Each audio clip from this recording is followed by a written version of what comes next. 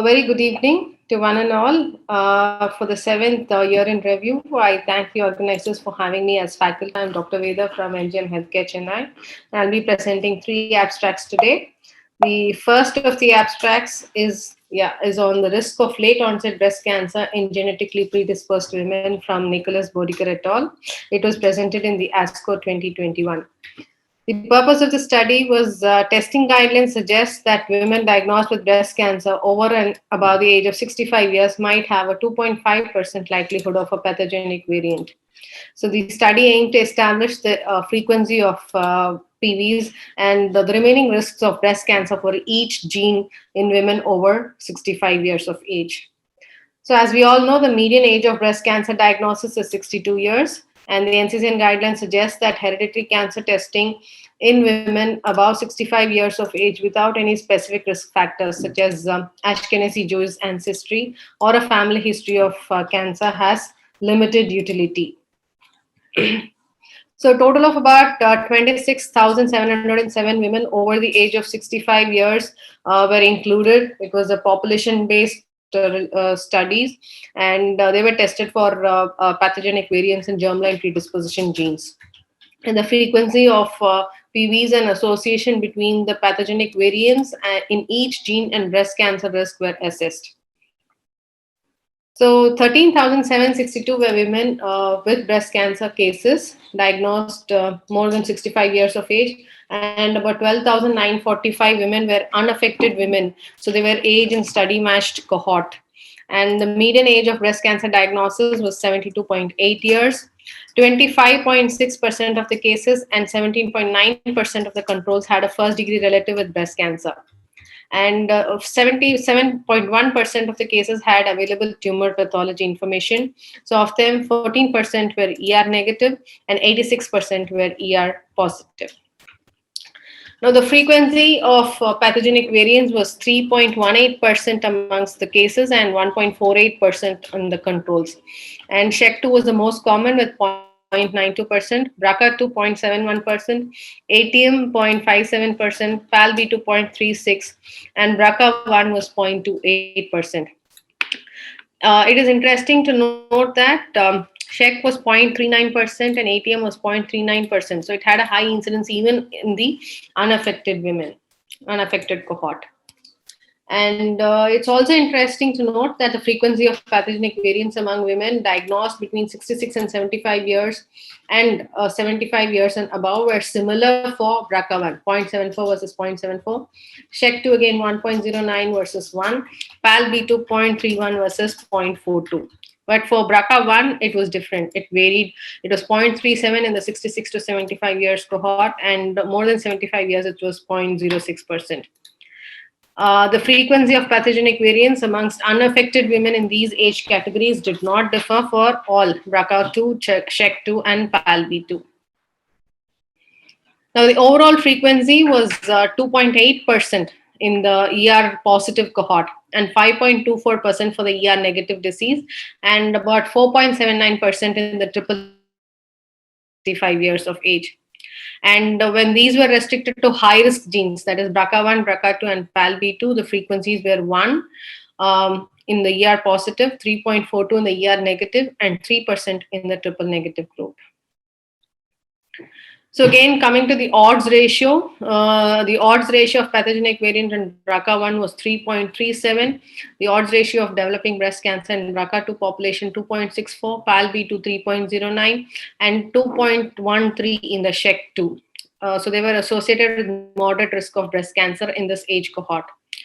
Conversely, ATM pathogenic variants were not significantly associated with the risk of breast cancer over 65 years of age with an OR of about 1.38.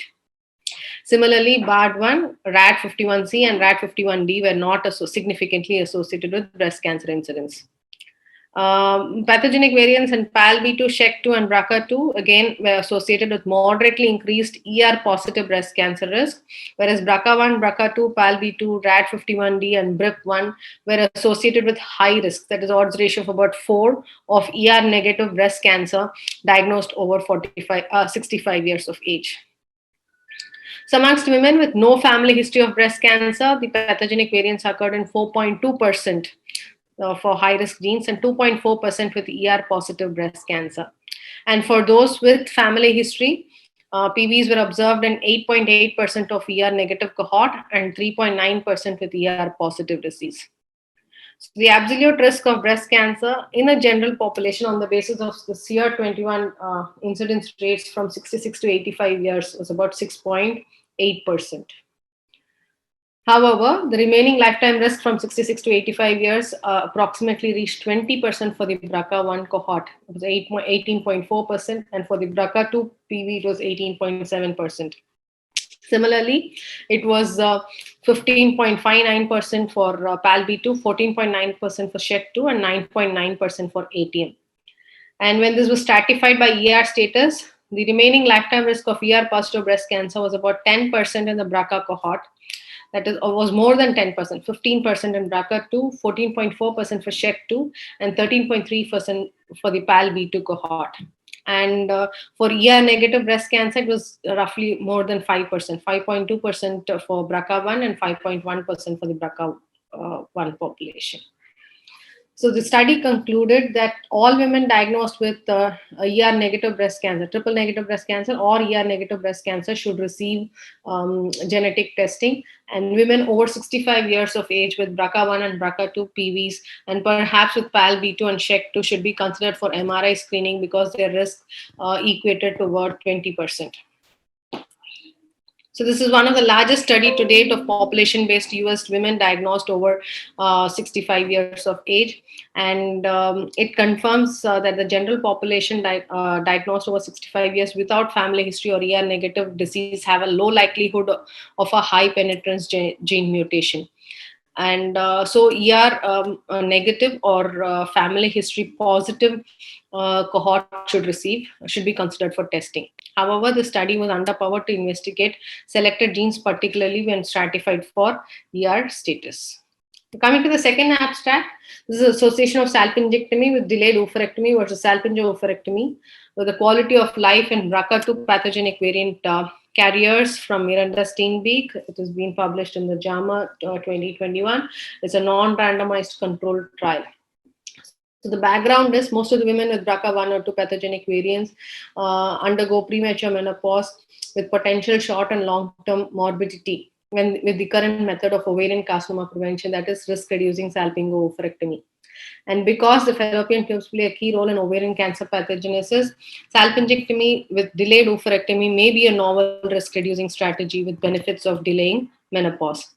So the objective was to compare menopause-related quality of life after risk-reducing salpingectomy with delayed oophorectomy compared to risk-reducing salpingo-oophorectomy in carriers of BRCA1 and 2 pathogenic variants.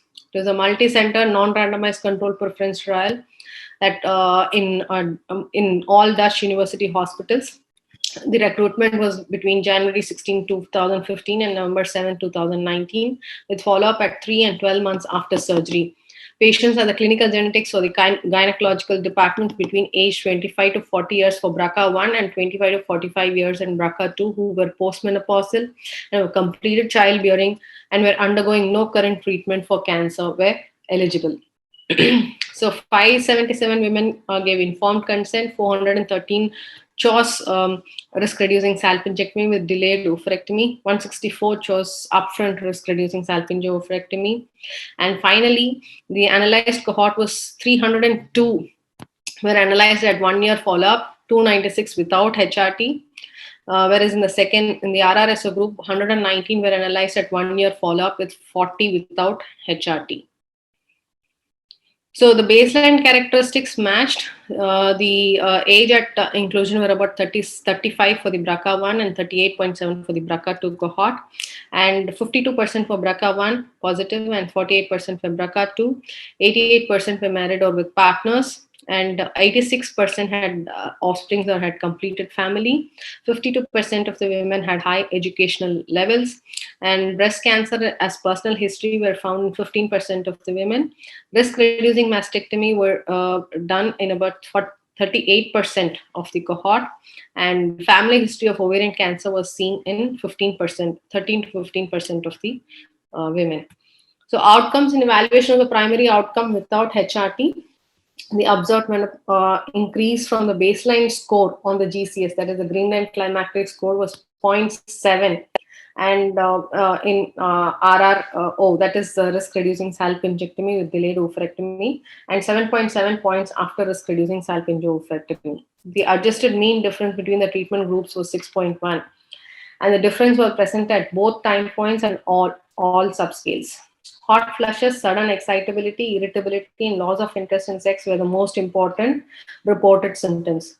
And in the secondary outcome regarding menopause-related quality of life of women after RRSO with HRT compared with RRS, an adjusted mean difference in the GCS score of 3.6 points were found. The findings were similar at 3 and 12 months and on all GCS scales. So again, in women who used HRT after RRSO, a significant difference was found after 1 year.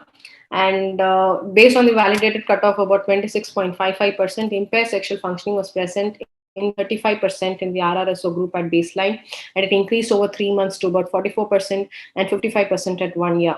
Similarly, in the RRS group, it was 31% at baseline, 27.6% at 3 months, and 28.2% at 1 year. So that's the impaired sexual functioning. So the conclusions were patient who underwent RRS reported better menopause-related QOL and better sexual functioning compared to patients who received risk-reducing salpingo-oophorectomy, and the difference was most pronounced in women who did not receive HRT.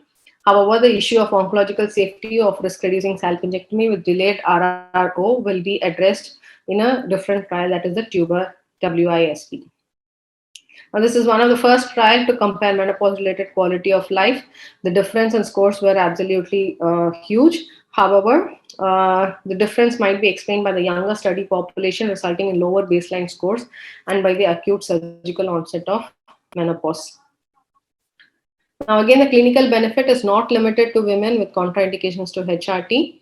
And second thing is there is no current evidence on the safety of this approach in BRCA1 or BRCA2 pathogenic variant, and randomized trials are lacking.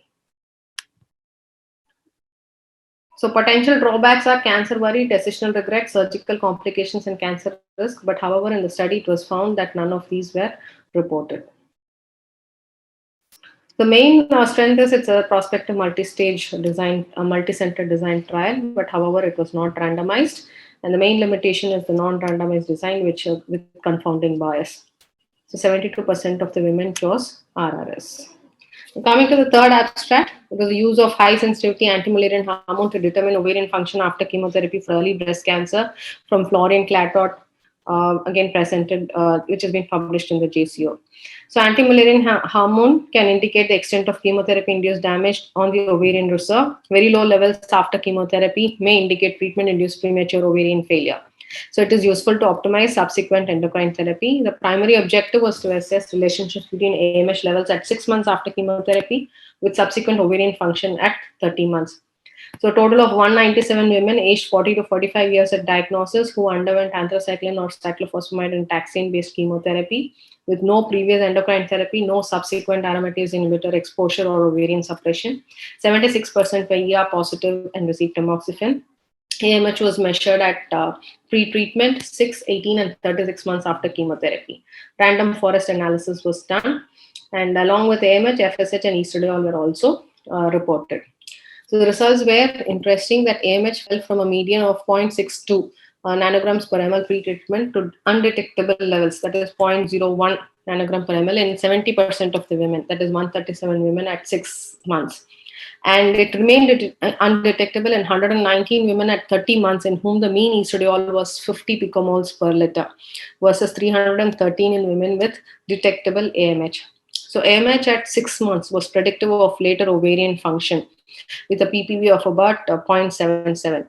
Now, pre-treatment AMH and taxane treatment was also predictive with a multifactorial random forest model giving an AORC of 89% and a PPV 0.82 for undetectable AMH at 30 months.